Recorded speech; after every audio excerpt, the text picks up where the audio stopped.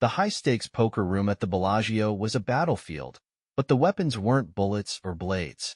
They were stacks of $100 bills, measured expressions, and the ever-present tension that settled over the table like an unseen fog. The men who played here weren't weekend gamblers or overconfident tourists. They were professionals, risk-takers, and billionaires who treated money like a game piece. Nathan Calloway had seen it all.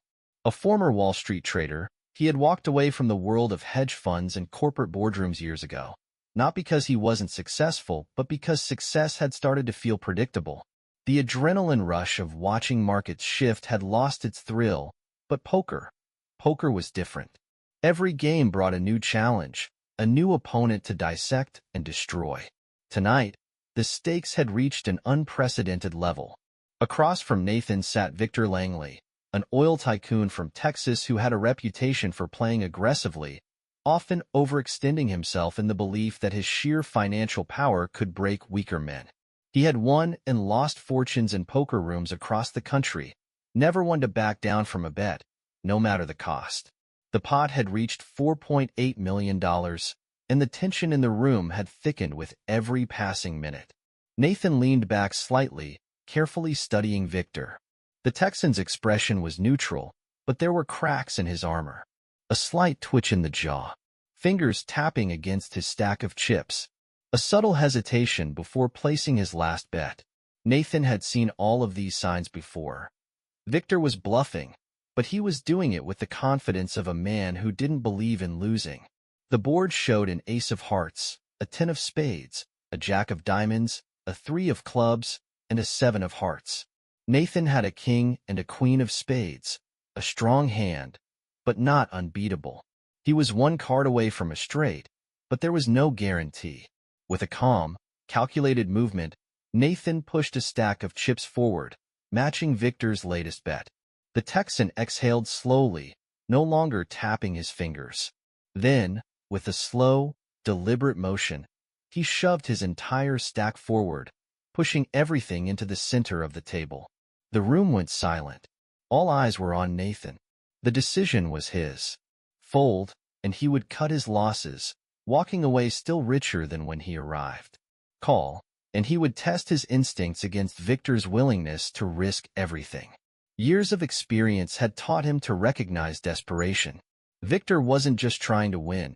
He was trying to force Nathan to back down. That meant one thing. The billionaire didn't have the cards to justify his aggression. Nathan reached for his chips and matched the bet. The dealer turned over Victor's cards. An 8 and a 10 of hearts. A weak pair of 10s. Nathan straight took the pot. A murmur rippled through the room as Victor sat motionless, the realization of his loss sinking in. He had just gambled away $4.8 million in one hand. Nathan didn't react.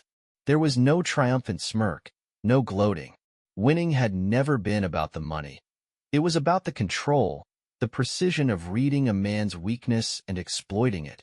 He gathered his winnings with the same efficiency he always did, stacking his chips neatly before preparing to leave. But Victor Langley was not the kind of man who accepted defeat quietly. As Nathan stood, he heard the chair scrape against the floor. Victor wasn't done. His losses had only fueled the fire inside him, and he wasn't walking away without another shot. A briefcase appeared on the table, carried by one of Victor's associates. The latches snapped open to reveal neatly stacked bundles of cash, $10 million in total. Victor's posture had shifted. The earlier nervousness was gone, replaced by something colder. He was issuing a challenge, one that couldn't be ignored in a room like this. Nathan considered his options.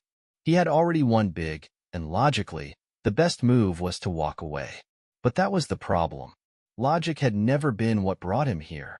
He had left Wall Street behind because the wins had stopped feeling like victories. There had been no risk, no real consequences. Poker, however, was different. Here, every move mattered. He looked at the briefcase. $10 million. A sum that could break most men. But to him, it was more than money. It was a test. A battle of skill and nerve. The dealer shuffled the deck again, and the room shifted as the onlookers leaned in, knowing that something unprecedented was unfolding before their eyes. Nathan took his seat once more. This was no longer about a single hand. This was war. The moment the dealer revealed the cards, the realization struck the room like a silent explosion. Nathan Calloway had won. Again. Victor Langley sat motionless, his hands resting flat against the table. The oil tycoon's face remained eerily calm, but something in his eyes had shifted, something colder, more calculating. He had just lost $10 million, an amount that would ruin most people but was, to him, more than just money. It was a public defeat, a stain on his name in a world where dominance mattered more than anything. The briefcase, once a symbol of his unshakable confidence, was now sliding toward Nathan, guided by the dealer's practiced hands. The room remained tense, filled with the hushed murmurs of the onlookers who had just witnessed a game that would be talked about for years. Nathan didn't rush. He collected his winnings with the same calculated precision he applied to every aspect of his life. His hands were steady, his expression unreadable. This wasn't his biggest win, nor was it his first time dismantling an opponent of Victor's caliber. But something about this victory felt different. Victor's chair scraped against the floor as he finally stood. He adjusted the cuffs of his tailored suit, his movements slow and deliberate. Without a word, he turned and walked out of the high-stakes room, disappearing into the casino beyond. Nathan watched him go, his instincts on high alert. Men like Victor didn't simply accept defeat. They found ways to settle scores. The rest of the players in the room slowly returned to their own games, though the energy had shifted. Some glanced at Nathan with a mix of admiration and caution, knowing that few could walk into a room like this, take on a man like Victor Langley, and walk out with his money. Nathan cashed out, exchanging his winnings for a wire transfer. He didn't like carrying large amounts of cash, especially after a game of this magnitude. He had made enemies before, and he had no interest in inviting trouble.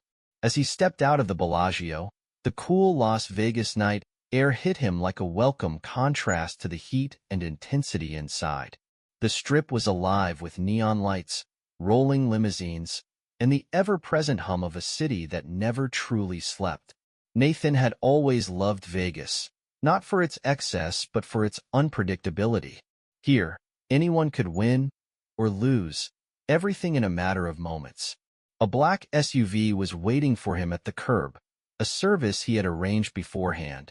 He didn't like taking chances, not with the kind of money he carried, whether in chips, transfers, or reputation. As he climbed into the back seat, he checked his phone. A single notification caught his attention.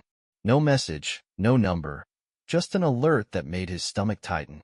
His security system had detected movement outside his penthouse back in New York. Nathan's mind immediately ran through possibilities. He had left his place empty, his travels keeping him away for weeks at a time.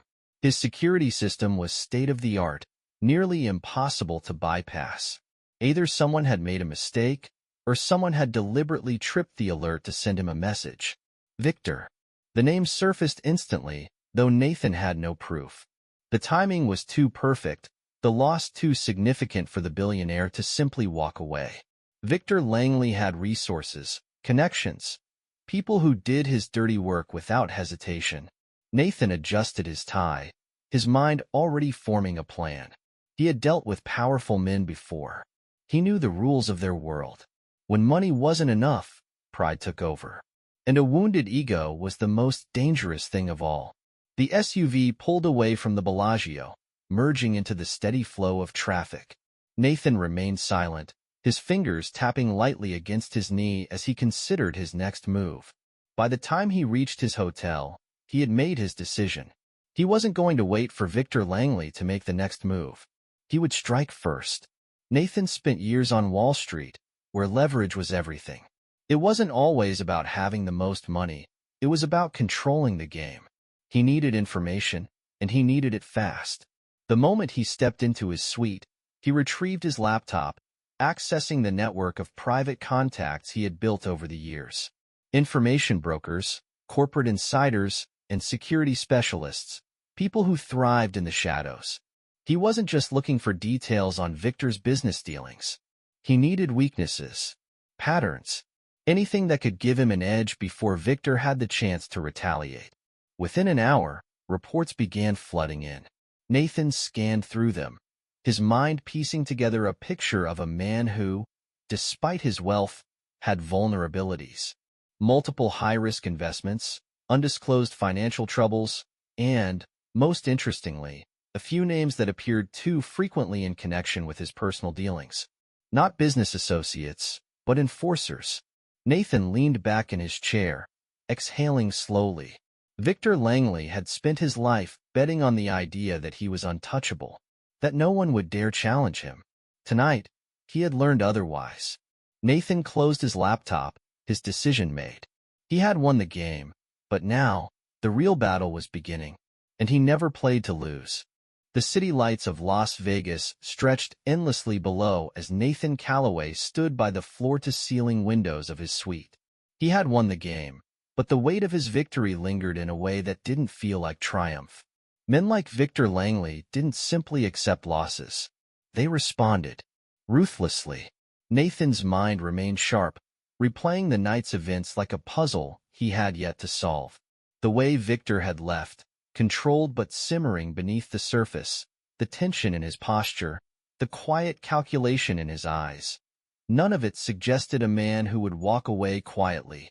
And then there was the security alert from his penthouse in New York. Nathan had spent years understanding risk, identifying patterns of behavior, and calculating the precise moment to strike. He knew Victor's type.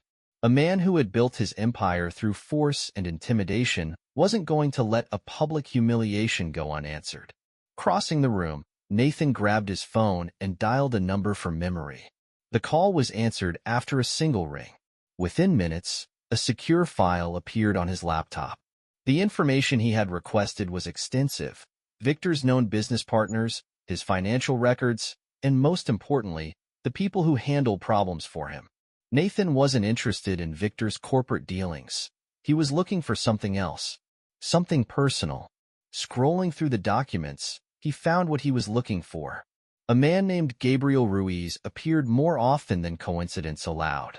Former military, now operating in the shadows as Victor's fixer.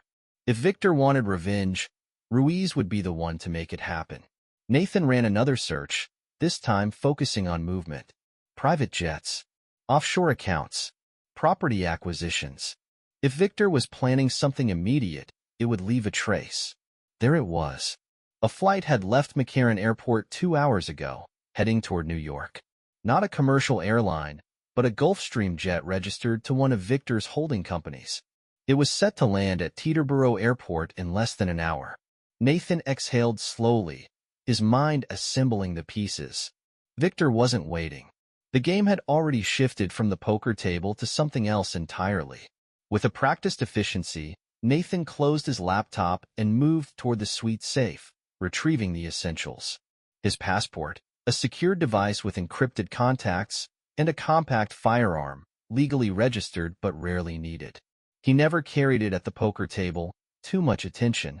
But in moments like this, it was a necessary precaution. He booked the next flight to New York, direct and private. If Victor was making a move, Nathan needed to be ahead of it. Hours later, Nathan landed at Teterboro under the cover of darkness. The air was crisp, a sharp contrast to the dry heat of Vegas. A car was already waiting for him, arranged through one of his long-standing contacts. The drive into Manhattan was silent, the city's skyline glowing in the distance. He had always loved New York, but not for the reasons most did. It wasn't the power or the prestige. It was the constant motion, the sense that everything was always shifting. A city of risk-takers, survivors, and strategists. As the car neared his penthouse, Nathan's instincts sharpened. He had taken precautions, ensuring that any breach of his residence would be recorded and monitored remotely. The security alert from earlier wasn't a mistake. Someone had been there, and if they weren't still inside, they had left something behind. The car pulled up discreetly near the entrance, and Nathan stepped out, his movements precise. He didn't rush. Rushing got people killed. Inside, the building was quiet. Too quiet. Even at this hour, there should have been some activity.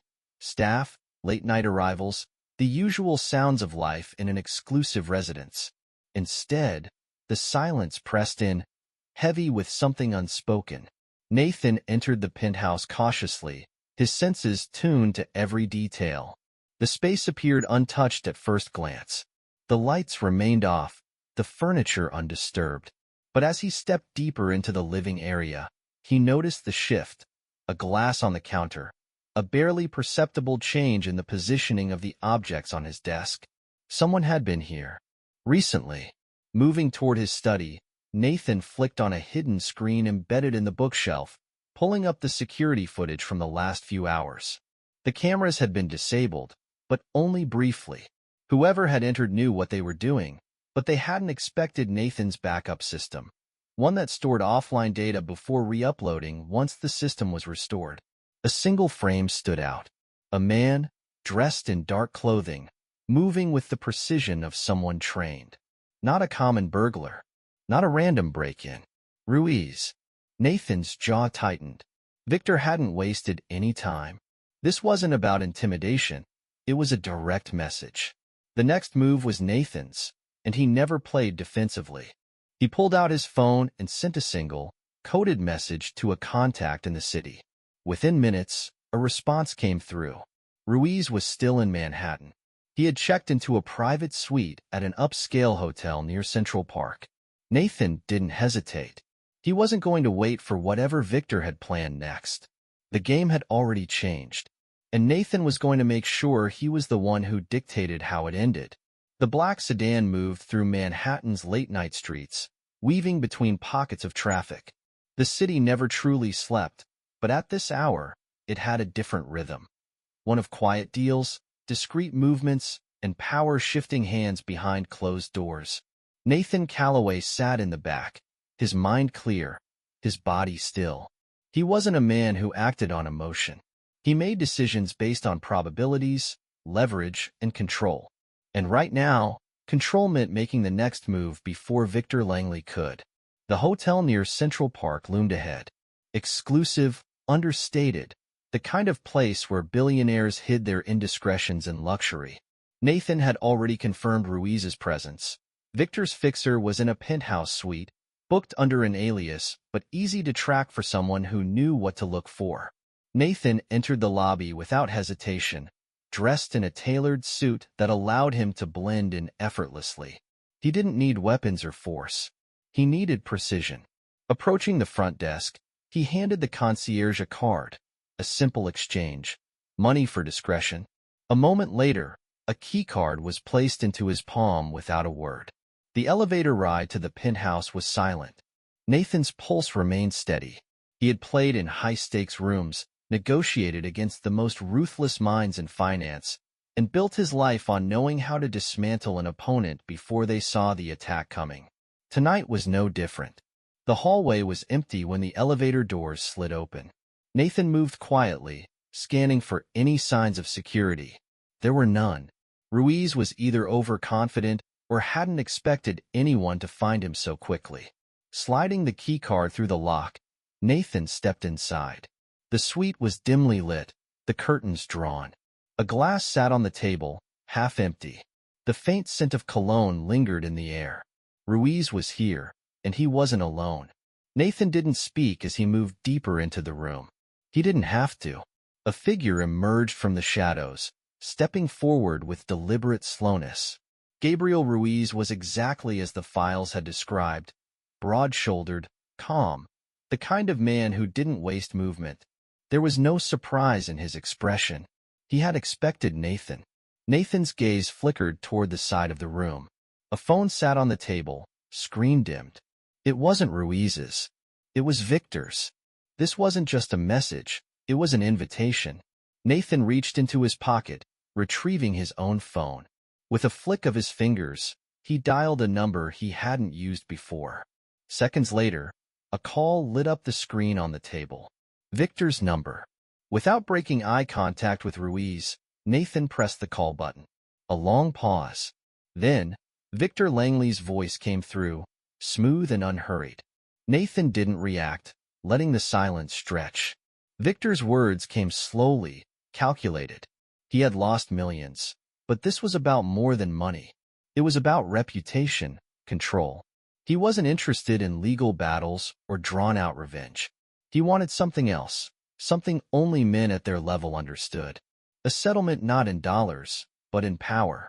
Nathan listened, his expression never changing. Victor was offering terms, not an apology. He wanted assurance that Nathan wouldn't use his financial leverage to make the loss public.